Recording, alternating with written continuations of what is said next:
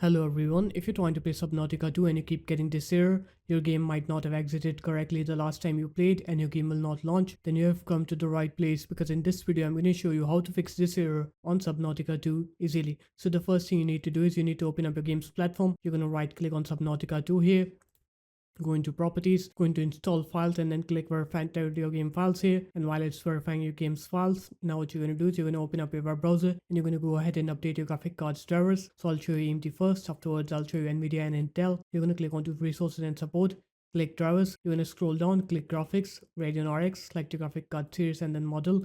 Click submit, and this is for AMD only. So the first thing you can try is you're going to update your graphic card drivers to the latest one. So you're going to download this 26.5.2 drivers on your graphics card and install them, and you can try to play the game. If that doesn't work, then you can come back here, click onto previous versions and just download the second last version, 26.3.1. This one is stable as well. Some people are reporting that this driver works better than this one, so you can download this one and check if that fixes your issue. It most definitely would.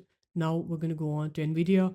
So go on to nvidia.com, click drivers. You're going to fill in this manual driver search form, click find, then wait for it to find you the correct GeForce Game Ready driver.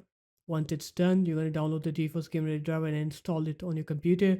And now Intel, go on to intel.com, click on to support here, download center then, and then graphics. You're going to search for your graphics card here, Intel Arc A750 for example. You're going to download the latest Intel Arc drivers on your computer. Once you're done downloading and installing them, now you're going to go ahead and restart your computer. Once you're done with the computer restart, now you can go ahead and try to play the game, and you'll see that your game will now work. You will not face that error anymore. So there it is guys, that's how easy it was. If you guys found this video helpful, make sure to leave a like, comment and subscribe to the channel, and I'll see you in my next video. Peace.